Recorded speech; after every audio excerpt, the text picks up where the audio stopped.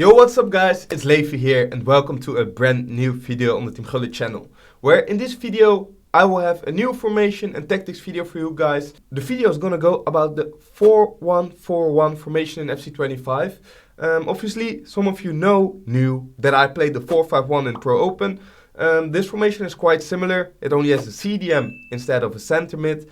I will explain what the difference is between this and a 4-5-1, which obviously only is the CDM, but it has a few things that are different in offense and in defense. Let's just not waste our time, let's get started with the tactics.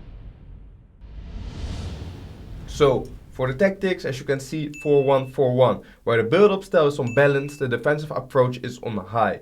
For my goalkeeper, I use sweeper, keeper and balanced. My right back is on full back and defend.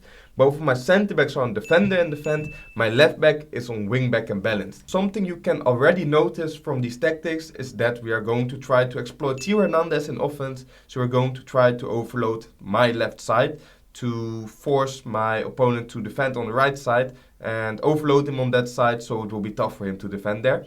Then my CDM is on deep lying playmaker and defend. My left center mid is on box to box. My right center mid is on playmaker.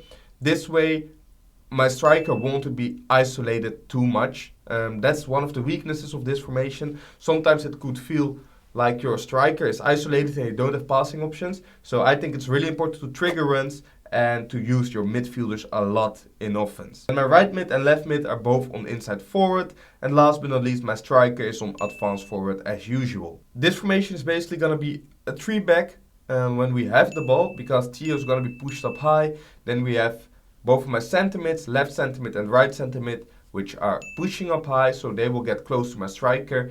My left mid and right mid will basically act like left forward and right forward, because they will get as close as possible to my striker. So I have like at least 4 players surrounding my striker, so he's not alone right there. So let's just get started with some clips. Well, the clips go on, I will just explain you first how to attack and how to defend in general in this formation, and after that I will show some clips and I will walk you through that clip. How do we attack in this formation? As I said before, the game plan right now is to overload the left side, where I also mentioned that triggering runs is going to be really important. This formation is kinda, or most of, I have to say, a passing formation. You just need to reach your opponent's box by creating runs, creating passes, and that way we're trying to create space. It's not a formation like a 4-4-2, for example, where we're going really direct, we're trying to go for through balls, we're trying to go for first time over the top through balls. These kind of attacks are not really into the game plan. That's because we have obviously 3 or even 5 midfielders, whatever you want to call it. They all are pretty close to each other, so tiki-taka is something that works really well with this formation. And use your wingers and your fullbacks. There you will always have the triangle between my left back, left mid, center mid, and even your CDM will come and support there in build-up. Same goes for the right side. You have your right mid, right center mid, and right back, where you can create the triangle between the 3. And that's basically the way you want to build up. You want to build up through the wingers.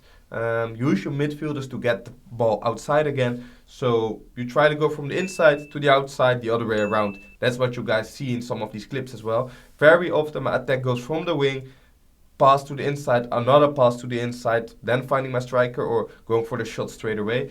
And it's actually really easy. That's how it works in offense.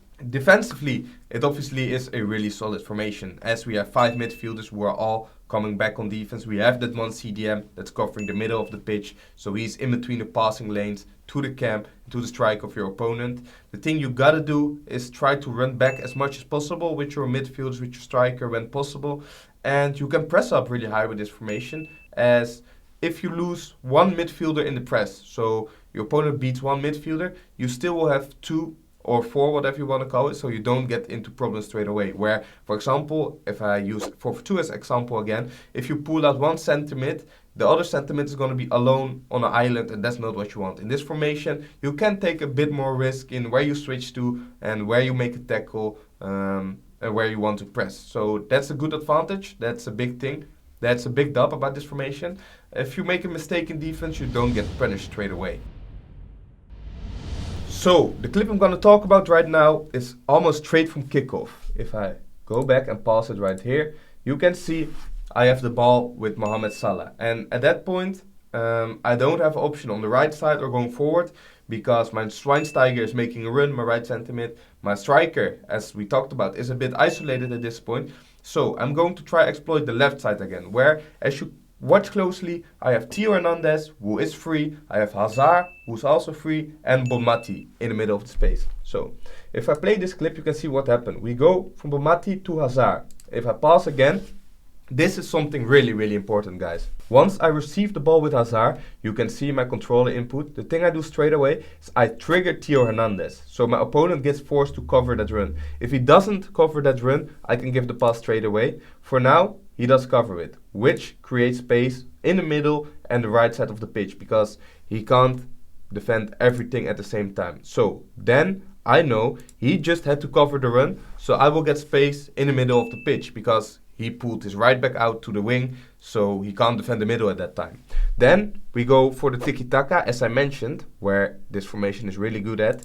Tiki-taka between the midfielders, between the strikers, try to go for it. Then a speed boost with Salah, back to Thierry Henry. Looks really simple, just with quick passes, but actually some of you guys might notice, but I think the majority won't, is that trigger of Theo, the fake trigger, because I triggered him, didn't play the pass, created that goal, because that made it hard for my opponent to defend. And that's something you might not see, which I don't blame you for at all. That's the difference between maybe you and some of the pros or me. These kind of things do make a difference, especially this formation, because your striker can get isolated. If your opponent pulls out a defender, you obviously will create more space for your striker and for your midfielders to run into. So, right here, when we start from the back, as you can see, here I win the ball back with Theo, I got it with Haaland, and now we start the slow build-up. I try to focus on the wing. If I have space on the wing, I will go for it. Right now, once again, if I rewind, you can see I sent Nwaneri, my right mid, on a run. This means my opponent has to do something. In this case, he doesn't. I fake it. I go to the left side. Just because of the run I just sent, I didn't give it. I could have gave it, but that created some space again on the left side because my opponent doesn't focus on it. Right there, I again trigger the run of my winger. This time I give the pass. Then it's all about going inside, making your move, do whatever you want. Here, I pull out my opponent with Bill, I make a good move. But once again, it's about finding the wing at the right time. Because I know, here, when I get the ball with Bill, in this formation, I don't have another striker. So it's going to be hard to force it through the middle. So I know that I want to go for the wing. I play it from Bill to Lampard. I trigger Vini. Here, I get a little bit of space. I give the pass. And now is where it gets dangerous. Because here, my opponent switches to Saliba. Then it's basically a 2v2 with me having Vini and Bill against my opponent having Saliba and Rudiger. And if I play it on, you see what happens. I managed to pull off the player lock. Then it's just a 1v1 with Bill versus Rudiger. And in these kind of situations, you want to get once you're attacking. Because when you're in a 1v1, you get a good chance to score. Here, it's just a bit of R1 dribbling, finding the right timing, going for the finesse shot, green timing it. So, I think I've talked about everything you need to know about the 4-1-4-1. I've showed you several clips on how you score goals. Rewind it. Just watch the goals back. If you want to play this formation, I think I've showed a lot of examples. I've also showed the slow build-up. I've showed how to use the triggers from the right side to the left side. So I think I covered it all. Also make sure to check out our latest video about the evolutions update as evolutions are still going to be special items to your team. We created a video about that. If you haven't checked that out, make sure to check it out right now after this video. All that's left to say, thanks for watching. See you guys next time. Ciao.